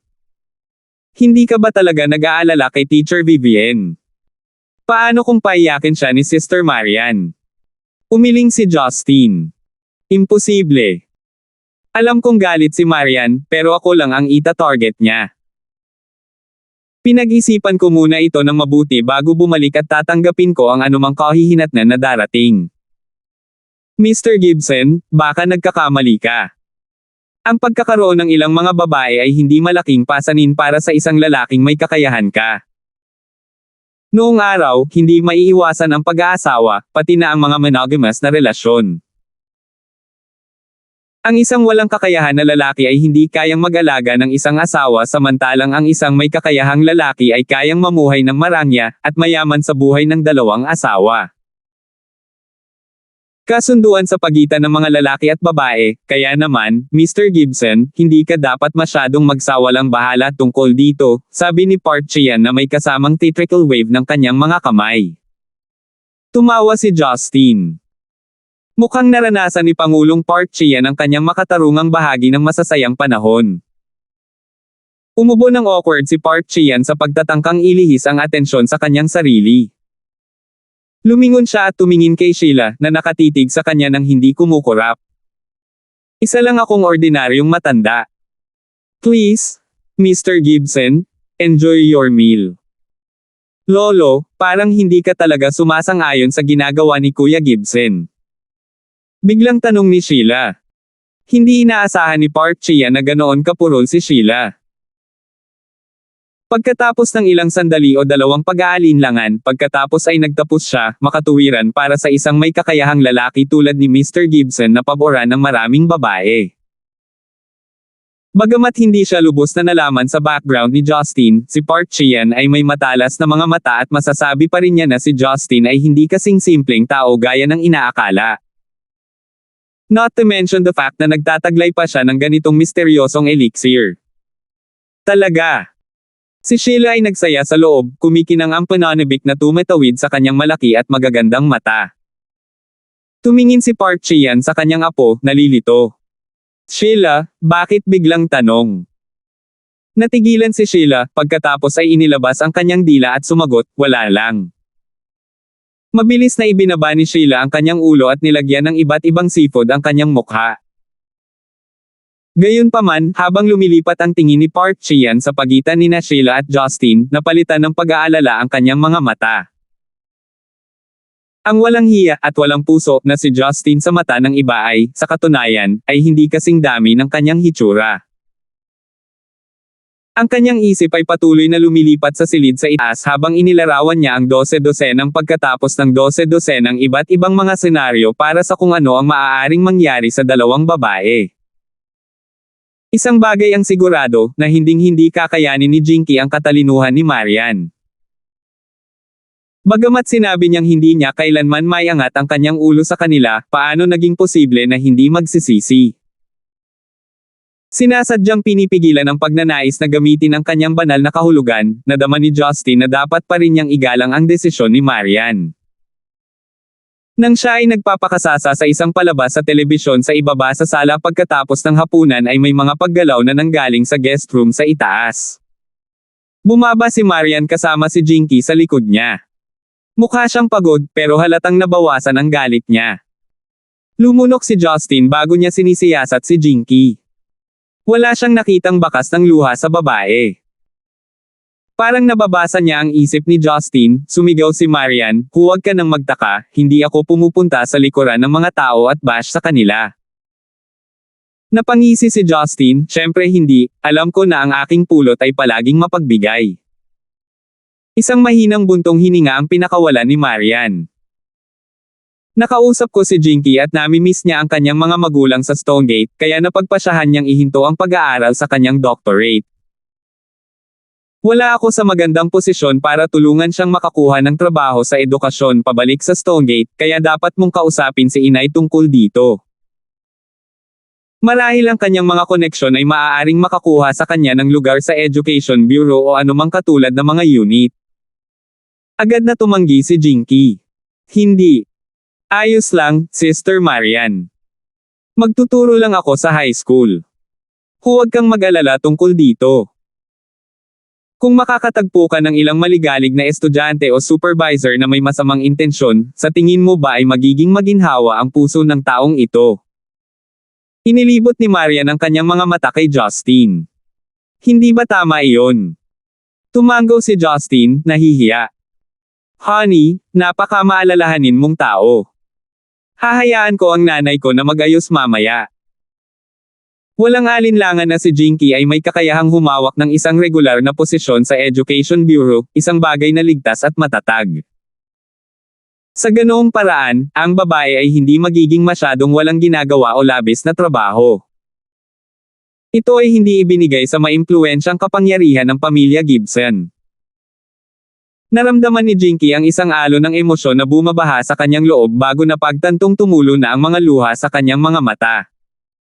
Ate Marian, salamat. Inabot ni Marian at marahang kinurot ang palad ni Jinky. Kapag bumalik ka sa Stonegate, tandaan na ipagpatuloy mo ang pagtuturo sa akin sa pagluluto. Pupunta ako sa iyong lugar para hindi ko marinig ang pagtawag sa akin ng biyenan kong clumsy. Tumango si Jinky at bumuka ang kanyang mga labi upang ipakita ang isang matamis na ngiti. Habang nanunood sa gilid, si Sheila ay naging nagtatampo. Sister Marian, ano ang gagawin ko kung aalisin mo si Teacher Vivian? Maaari kang lumipat sa ibang guro o pumasok sa isang lokal na unibersidad. Ang Iowa Women's University ay babagay sa iyo, pang-aasar ni Marian, na nagpakawala ng masayang tawa. Nagpout si Sheila habang nagtatampo. Malungkot na ngumiti si Jinky kay Sheila, pagkatapos ay humakbang patungo kay Park Chian at Yumoko. Salamat sa iyong mabait na tirahan sa panahong ito. Napagpasyahan kong bumalik sa Stonegate. Nandyan ang aking mga magulang, nangangailangan ng aking pangangalaga. Higit pa rito, kabilang ako doon. Paumanhin dahil hindi ko nakumpleto ang mga aralin ni Sheila. Hindi na kailangang sabihin, ayos lang si Park Chian dito. Sa katunayan, nakita ito ng matanda kanina pa. Kinawian niya ang kanyang kamay bilang dismissal at sinabing, okay lang. Tutulong ako sa pag-uusap tungkol sa Amerika. Ikaw at si Teacher Vivian ay malugod na tinatanggap na bumalik sa Korea at dumaan upang bisitahin ang Sheila anumang oras. Ang mga bagay ay napagpasyahan ng mabilis at maayos, at ang plano ay iimpake ni Jinky ang kanyang mga gamit at babalik sa Zenica sa susunod na umaga. Sa babaeng hindi umuwi sa loob ng isang taon para bisitahin si Oldley at ang kanyang asawa, nang malaman niya na ang kanyang mga magulang ay nagsusumikap para kumita ng pera sa likod niya, mas na-miss niya sila kaysa sa kanyang napagtanto. Matapos ibalik si Jinky sa kanyang apartment para mag-impake, tinanong ni Justin si Marian dahil sa curiosity, "Mahal kong Marian, napakatagal mo ng Jinky. Sigurado ka bang kakausapin mo lang siya tungkol sa paglipad pa uwi?" Umakyat si Marian sa itaas ng walang gaanong sulyap sa kanya. "Problema. Hindi pwede yon, ang tagal mo ng ganyan." Sinulyapan siya ni Marian, medyo napagod. "Pagod na ako. Tanungin mo si Jinky kung gusto mong malaman." Walang salita si Justin para kontrahin ang kanyang pahayag, kaya nanatili lang siyang tahimik. Gumawa siya ng mental note para tanungin si Jinky tungkol sa kanilang pag-uusap sa sandaling bumalik sila sa Stonegate. Habang si Marian ay nasa shower, tinawagan ni Justin si Rebecca. Nang malaman niya na ang kanyang anak ay magically na nakahanap sa kanya ng isa pang manugang, hindi niya alam kung paano mag-react. Gayunpaman, ang katotohanan na ang batang babae ay lumaki sa isang pamilyang walang mali siya at nagkaroon ng dobleng master sa American Education at Linguistics ay agad na nakakuha ng puso ni Rebecca. Paulit-ulit niyang ipinangako na magkakaroon ng angkop na posisyon para kay Jinky. 11:32. Ang hindi alam ni Justin ay abala si Rebecca sa paggawa ng ibang bagay sa kanilang Paradise Villas ng Stonegate. Kaya naman, mabilis niyang tinapos ang tawag ng walang anumang katanungan. Pagkababa ng tawag, nagmamadaling bumalik si Rebecca sa pangalawang sala at masayang umupo sa bagong mesa ng mahjong. "Ma'am, kahanga-hanga ang mga automatic mahjong tables. Ang mga tile ng mahjong ay nag-reorganize ng napakabilis. Noon sa aking bayan, mangangarap lang ang isang tao ng ganito." Habang emosyonal na umamin si Rebecca, masigasig na inayos at ipinamahagi ng mahjong table ang mga tile. Nakaupo sa makabagong mesang mahjong na ito ang isa pang tatlong babae na nakasuot ng magarbong damit. Sila ay sina Talia, Joyce, at Jincel. Tumawa si Joyce, "Nay, masyado ka ng luma. Matagal nang nasa merkado ang mahjong machine." Inilibot ni Rebecca ang kanyang mga mata kay Joyce, na nasa tapat niya ng mesa. "Ikaw na munting bata, paano ka pa nagkakaroon ng oras para insultuhan ako sa pagiging luma na? Tingnan mo lang kung gaano kalaki ang nawala sa iyo. Kakasimula pa lang ni Jincel sa pag-aaral at malalampasan ka na niya." Sa pagsasalita, buong pagmamalaki niyang tumingin kay Jincel. "Walang duda na ikaw ang biological na anak ni Yula. Matalino talaga." Magalang nang umiti si Jincel. Nang banggitin ang kanyang ina, namula siya at bumungad sa kanyang mga mata ang kaligayahan. "Naku, mas magaling maglaro si nanay." Nakaupo sa isang tabi, hindi na matiis ni Talia na manood pa. Maasim na tono niyang sinabi, "Inay, napakadali mong mabagbag." Nag-aral ng computer science si Jincel. Ang pagkalkula ng mga probabilidad para sa isang laro ay paglalaro ng bata para sa kanya. Pinaglalaroan ka lang niya ng maluwag, kaya huwag mo na siyang purihin. Hey! Inihagis ni Rebecca ang isang pulang tile ng zong at sinabing madiin, "Bakit napakaalat mo? Talia, dapat talagang mag-aral ng isa o dalawa mula kay Joyce." Kahit na nawala siya ng ilang daang libo, nakaupo pa rin siya rito ng mahinhin. "Wala kang natalo kahit isang sentimo pero naglakas loob kang sabihin na umaasa ako." Bumaling si Talia kay Joyce, na kanina pa tahimik, at nakanganga ang kanyang mga labi. Si Joyce ay hindi nagsisikap na maging mabuti. Ang ilang daang libo ay halos hindi katumbas ng isang maliit na butil ng alikabok sa isang mayamang babae na tulad niya na may bilyon-bilyong halaga ng mga ari-arian. Ngunit para sa mga manggagawa sa opisina na tulad ko, paano ako makakayang matalo sa larong ito? Matagal nang kilala ni Rebecca si Talia at medyo pamilyar sa kanya, kaya alam niyang nagbibiro lamang si Talia. Walang dapat ikatakot. Kung sakaling mawala sa iyo ang lahat, humingi ka lang ng higit pa sa maliit na batang iyon na si Justin. Talagang itinatago ng lalaking iyon ang kanyang kayamanan. Kung hindi ako dumalo sa kanyang kasal, hindi ko talaga malalaman kung gaano siya kayaman. Makinig kayo, kayong mga babae, huwag subukang hamanin ang posisyon ni Marian bilang unang asawa. Ngunit kung tungkol sa pera, alahas, sabihin sa inyo ni Gibson na tulad ni Chen at ang kanyang mga alahas, at si Gibson. Pagsangayon ng ina. Nang makita si Rebecca na nagbubuga ng ganoong mga salita ng napakasigla, napangiti si Jinsel. Inay, magkakaroon ka ba ng lakas ng loob na sabihin ito sa mukha ni Sister Marian? Nang marinig ito, agad na lumapit si Rebecca at kinurot ang mga pisngi ni Jinsel. Naughty little girl, ang lakas ng loob mong libakin ang biyenan mo. Sino ba ang nagsabi sa iyo na hindi ako matapang? Si Marian ang pangunahing babae at balang araw, hahabulin niya ang posisyon ko sa sambahayan ni Gibson. Para mawala ang bigat sa balikat ni Justin, kailangan niyang makipagkasundo sa inyo. Sa tingin niyo ba talagang natatakot ako sa kanya?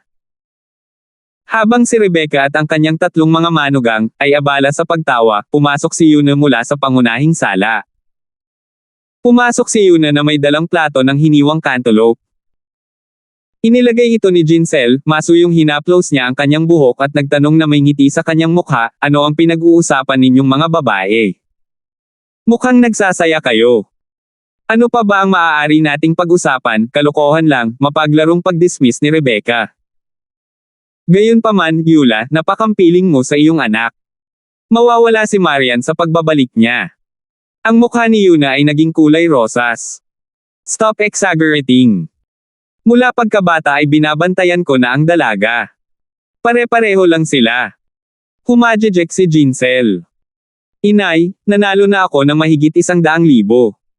Napakabigay sa akin ni Sister Joyce. Bibilhan kita ng BB handbag online.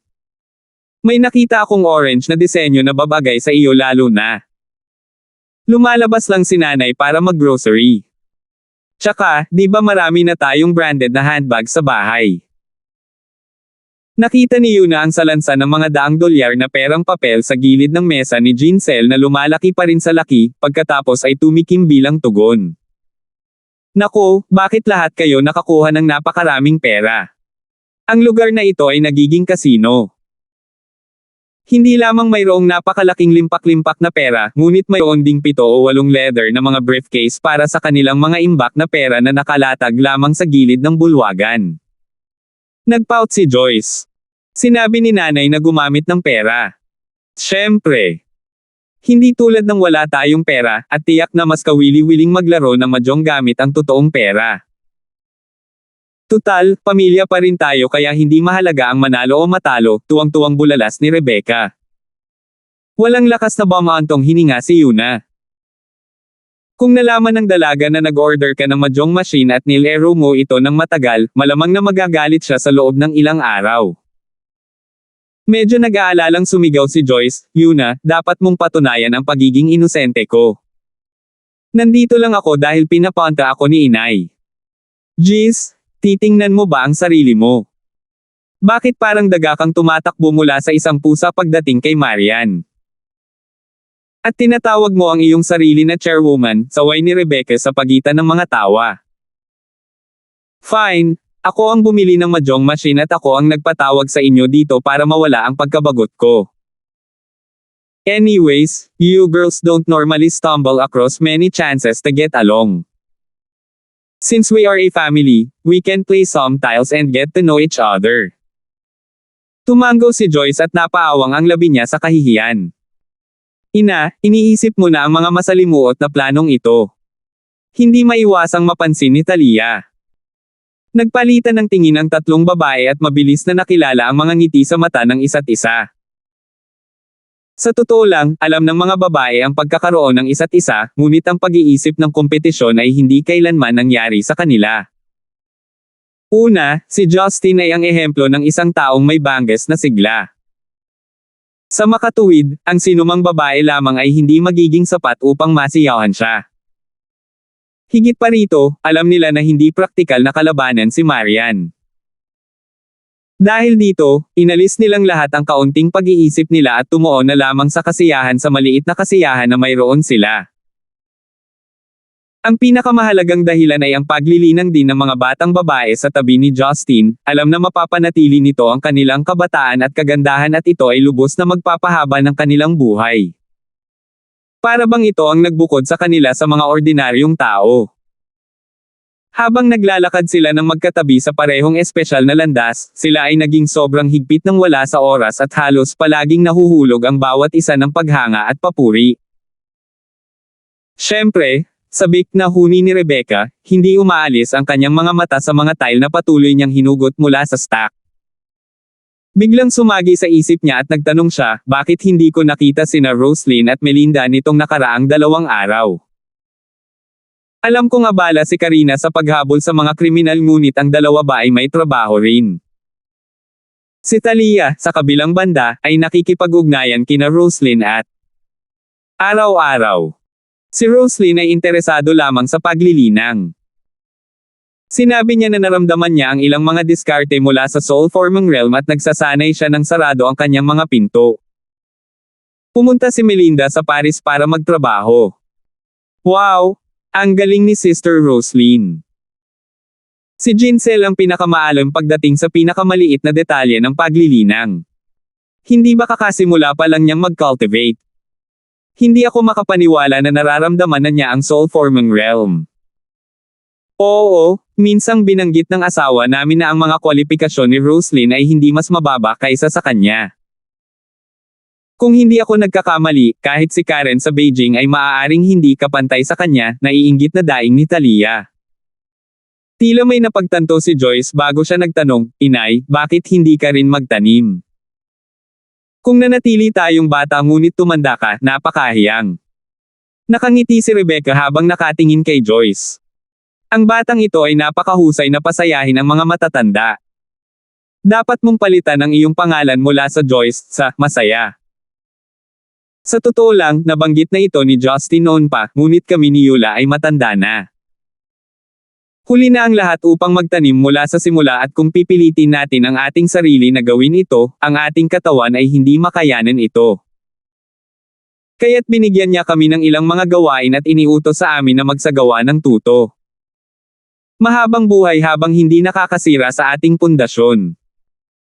Kakausapin lamang ni Justin sina Rebecca at Yuna tungkol dito ng pribado at hindi sasabihin sa mga babae. Gabi na nang tuluyang bumaba si Mina mula sa itaas, kung saan binabantayan niya si Leia, at pumasok sa side hall upang panoorin ang mga babaeng naglalaro ng mahjong.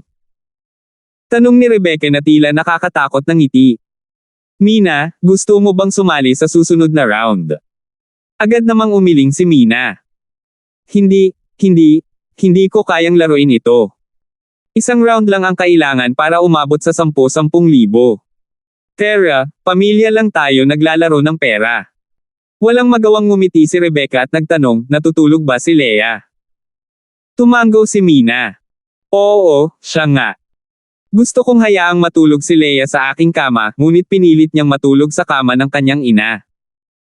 Napabuntong hininga si Rebecca habang tumatango. I don't know how but somehow, this child is quite congenial with Marian. Kung hindi natin malalaman, malamang iisipin natin na siya ang biological child ni Marian. Sa pagsasalita, ang tingin ni Rebecca ay dumaan sa iba pang mga babae. Kayong lahat ay dapat bumawi. Bagamat kakaiba si Justin at hindi ka madaling mabuntis, may pagkakataon pa rin na gagawin niya ito. Huwag lang mangarap na hinahanap ka ni Justin, maging mas maagap. Sabay-sabay na namula ang mga babae at lahat sila ay nawala ng masabi. Si Rebecca ay talagang napakabukas sa kanilang paligid. Pinawi ni Yuna ang tensyon sa hangin at sinabing, Rebecca, ano ang sinabi ni Sir kanina? Ang mga labi ni Rebecca ay pumulupot sa isang kakaibang paraan. Sabi niya na kilala niya ang isang babae sa Korea na kilala niya mula kay Stonegate. Ang pangalan niya ay Jinky. Humingi siya ng tulong sa akin upang ayusin ang isang post sa Education Bureau para sa bata dahil babalik siya sa Stonegate. Si Jinky. Hindi ba siya nasa Amerika? Naalala ni Yuna si Jinky. Hindi napigilan ang kanyang pagtawa, bigla niyang itinulak, ang manugang baay. Ano pa? Sa palagay ko ay nakuha niya ako ng isa pang manugang. Pagkatapos ay bumaling si Rebecca sa mga babae. Kayong mga babae ay nagkakaroon ng isa pang kapatid na babae. Kung magpapatuloy ito, natatakot ako na kailangan natin ng 2 mesa ng mahjong sa bahay. Kumurap-kurap ang mga babae sa isa't isa at nagsimulang kunan ng larawan ang eksena ng 100 babae na nagtipon-tipon sa paligid ng 2 mesa ng mahjong. 113. Parks Residence, sa guest room sa ikalawang palapag. Pagkatapos lumabas mula sa shower, nagpatuloy si Marian sa pagpapatuyo ng kanyang masarap na kandado at gumapang sa kama sa kanyang cotton sleeping pajama. Nang mapansin, agad na tumakbo si Justin sa banyo at naligo.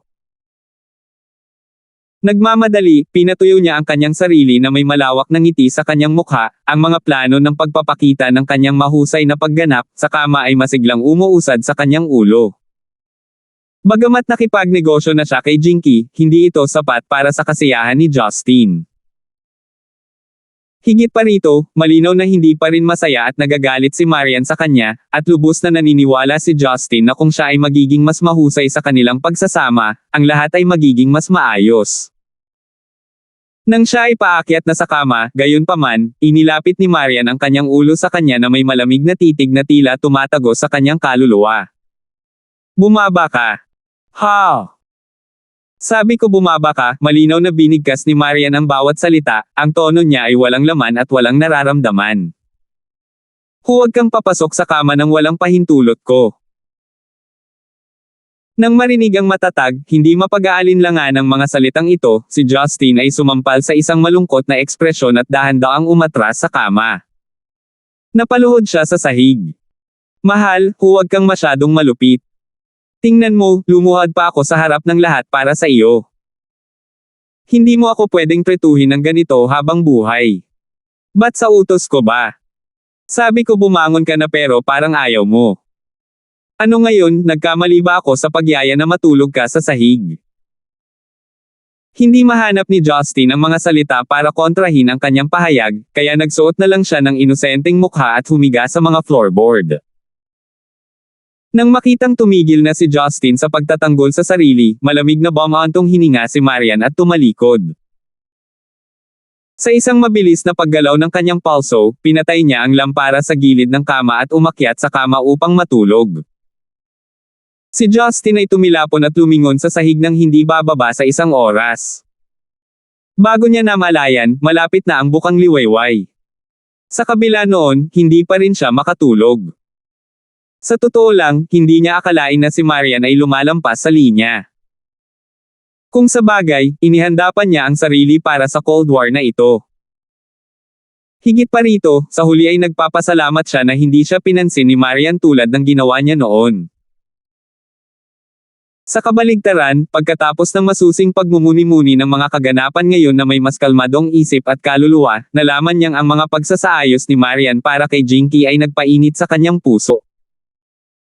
Bagamat ang desisyon ay ginawa sa likuran niya at may nangyari sa pagitan niya at ni Jinky, nanatiling makatuwiran si Marian at pinigilan ang sarili na ilabas ang kanyang galit. Bukod dito, pinahintulutan pa niya si Jinky na bumalik sa Stonegate ng payapa para alagaan si Audley at ang kanyang asawa. Sa pag-iisip niyan, naramdaman niyang lalong nagiging bukas palad ang kanyang asawa, totoo man o napipilitan. Bukod sa pasasalamat at pagkakasala, si Justin ay maaari lamang magsikap na sundin ang kanyang mga tagubilin hanggat kaya niya at pasayahin siya kapag sila ay magkasama. Dahil sa hilig ni Marian na alagaan ang ibang mga babae, mas kailangan niyang pangalagaan siya. Habang patuloy ang kanyang pag-iisip, dahan-daang gumapang si Justin sa gilid ng kama ni Marian at lumuhad sa sahig.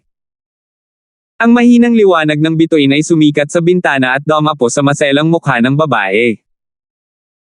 Ang uwak na buhok ni Marian ay kahawig ng isang layer ng itim na satin na nakakapit sa kanyang noo, na nagpapatingkad sa kanyang mga prominenteng katangian at naglalabas ng parang engkanto na hangin sa kanyang natutulog na mukha. Bahagyang namumutla ang kanyang cherry blossom lips sa kanyang pagtulog dahil sa pagkakalapat ng kanyang mukha sa unan. Ang masining na arko na nananatili sa mga sulok ng kanyang mga labi ay naglabas ng lamang at kagandahang walang kabiguan. Bahagyang nanginginig ang kanyang malalagang pilikmata kasabay ng hindi mahahalata na galaw ng kanyang mga talukap. Isang nakakaakit na halimuyak ang tumakas sa kanyang ilong at bibig sa bawat paghinga, napakainit at nakakapreskong habang sinasalakay ang mga butas ng kanyang ilong. Habang ay tahimik na nanunood, si Justin ay walang kabuluhang inabot ang kanyang palad at masuyong hinaplos ang pisngi ng kanyang kasintahan na para bang ito ay isang marupok na porselana. Isang malasot lang dampi ang dumampi sa kanyang mga daliri. Ang makinis na ilong ni Marian ay kumaibot at ang kanyang mga talukap ay unti-unting bumukas, na nagpapakita ng isang pares ng mga maliliwanag na iris, isang misteryosong kislap na nagpapakita sa ilalim ng mga malalim na pool ng pulot. Bakit gising ka? Hindi makatulog ng maayos.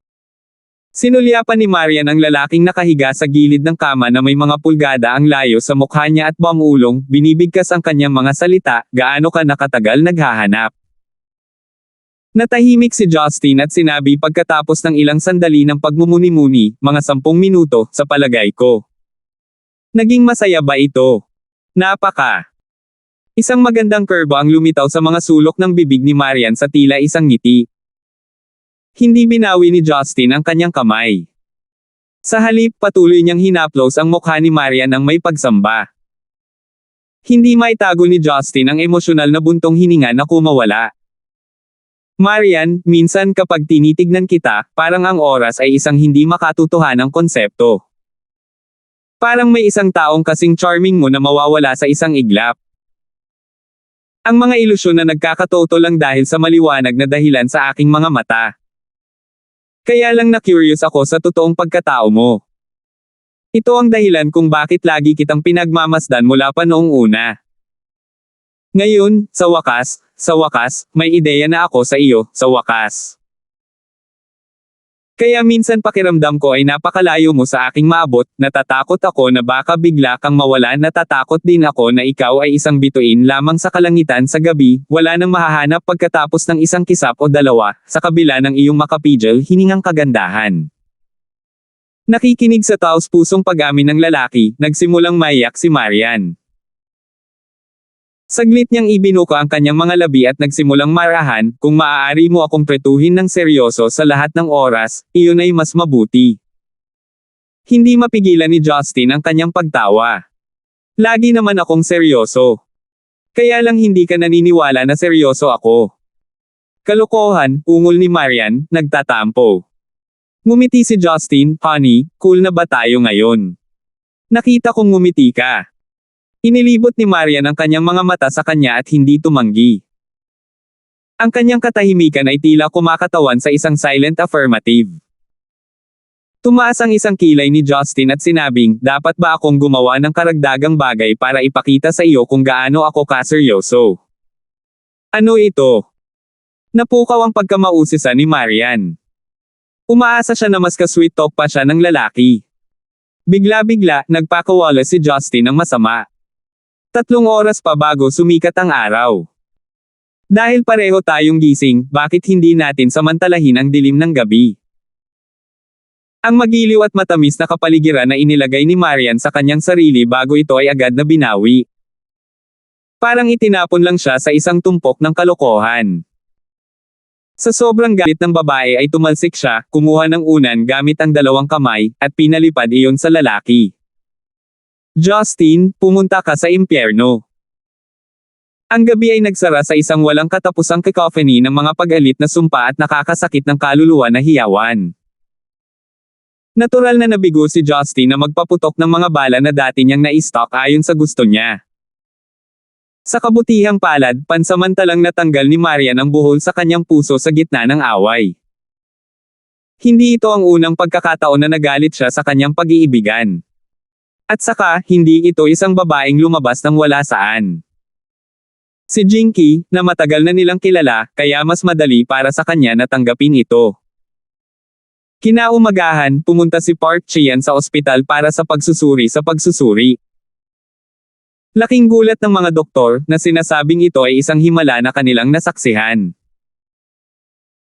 Ang kondisyon ng katawan ni Park Ji-yeon ay kasing optimal ng isang matipunong nasa katanghaliang gulang na lalaki, hindi katulad ng isang matandang lalaki na kagagaling lang mula sa malaking operasyon. Matapos malaman ang balita, tiwala si Park Ji-yeon na maaari pa rin niyang pamunuan ang Star Moon Group sa loob ng isa pang 10 taon kahit man lang. Siyempre, magsisimula pa rin ang seremonya ng pagbibigay ng pamilya gaya ng plano at ang kumpanya ay ipapasa sa Sheila sa huli. Pagkatapos ng lahat, ang pag-alis at pagiging isang chairman habang sinasanay din si Sheila upang pamahalaan ang Star Moon Group ay ang pinakamalalim na hangarin ni Park Ji-yeon. Isang linggo pa bago ang grand handover ceremony na gaganapin sa Nobyembre. Ang buong Star Moon Group at ang pamilya ng Park ay nag-aayos ng bawat maliit na detalye ng kaganapan at nag-aayos ng mesensinang paghahanda. Matapos bumalik si Jinky sa Stonegate, hindi na nag-abala si Park Ji-yeon na kunin si Sheila ng isa pang pribadong tutor. Sa halip, ipinadala niya siya sa Ewha Women's University upang mag-aral kasama ang iba pang mga kabataang babae sa Korea, umaasa na palawakin ang mga social network ni Sheila ng lokal. Bilang magiging tagapagmana ng Star Moon Group, kahit na ayaw ni Sheila na makipag-ugnayan sa iba, ang mga tao ay nakatali pa rin sa isang matapang na mukha at yamakap sa kanyang paanan. Gayunpaman, hindi interesado si Sheila na makipagkaibigan sa mga batang babae na nagmamalasakit lamang sa katayuan at kayamanan. Mas gugustuhin niyang gugulin ang halos lahat ng oras niya sa pamamasyal kasama si Yoonjong, ang kanyang personal na kasambahay, o mamili sa paligid ng unibersidad. Dahil nasa Seoul pa rin sina Marian at Justin, sinamantala ni Sheila ang pagkakataon na kaladkarin sila palabas tuwing Sabado at Linggo para mamasyal. Isang araw lang bago ang handover ceremony, bumisita silang tatlo sa isang Korean family restaurant sa rekomendasyon ni Yoonjong. Lahat sila ay nasurfated ng pagkaing dagat at iba pang mamahaling pagkain, kaya pumunta sila at sinubukan ang ilang ordinaryong magagaan na pagkain. Si Marian ay partikular na mahilig sa kimbap, marahil dahil ito ay kahawig ng glutinous rice balls. Hinawakan ni Marian ang kimbap sa magkabilang kamay habang kumagat siya na parang sisiw na tumutusok ng kanin. Hindi maalis ni Justin ang kanyang mga mata sa babae habang siya ay kumakain. Ito ay isang pambihirang tanawin na makita ang kanyang savoring kanyang pagkain sa ganitong paraan at ito ay labis na kaibig-ibig sa kanya. Honey, lapit ka. Kinawit ng daliri ni Justin ang babae, sinenyasan itong lumapit. Nang makita ang hindi likas na ngiti sa mukha ni Justin, naging kaina hinala si Marian sa lalaki, sa pag-aakalang maaaring may masamang plano siya. Sa nakalipas na ilang araw, hindi niya pinahintulutang matulog si Justin sa kama. Pakiramdam ni Marian ay tila nagpipigil ang taong ito at gusto siyang halikan sa restaurant. Sa pag-iisip niyan, biglang namula ang mga pisngi ni Marian at bumulong siya, ayoko. Alam kong may binabalak kang masama, tama ba? Napakaraming tao sa paligid, hindi ka ba nahihiya kahit kaunti? Hindi alam ni Justin kung iiyak o matatawa. Lumapit siya at inabot, maingat na pinunasan ang isang butil ng bigas na domikit sa tuktok ng itaas na labi ni Marian. May kanin ka sa mukha mula sa kimbap at may oras ka pa para guni-gunihin ang lahat ng kalokohang ito. Kapag nalaman ito ng mga tagahanga mo sa opisina, malamang na dumura sila ng dugo. Kumakain ako ng kanin at iniisip mo ang iyong sarili bilang bola ng kanin. Napagkakamalang may masamang intensyon ako. Sok-sok. Ito ay nagpapakita na ako ang may problema sa iyo. Pang-aasar ni Justin na may pilyong kindat. Namula si Marian na pulang-pula dahil sa kahihiyan. Nais niyang maghukay siya ng isang butas at magtago. Bilang karagdagan, sina Sheila at Yoonjong ay sinusubukang labanan ang kanilang mga hajijek sa katahimikan. Ngunit ito ay dapat na ganito. Dapat ay siya ang nag-overthought sa mga bagay. Naramdaman ni Marian ang timba ng galit sa kanyang puso at hindi napigilan ang pagpout sa kanyang mga labi. Malakas na nagsalubong ang mga kilay niya sa inis. Nang makita ang ekspresyong iyon sa kanyang mukha, hindi napigilan ni Justin na tumawa muli. To think na hindi ko kayang ibalot sa ulo ang katotohanan na tinatrato ka ni Leia bilang nanay niya. Ang masungit mong mukha ay kamukhang kamukha ng batang babaeng mataba. Pareho kayong may mga buns ang mukha. Haha. Habang pinapanood niya si Justin na humihingal dahil sa sobrang pagtawa, sa wakas ay nawala ito ni Marian at marahas na ibinato ang kimbap sa kanyang kamay kay Justin. Bastos ka, Justin. Natutulog ka sa labas ngayong gabi. Salamat po at sinamahan ninyo ako. Ingat lagi mga master.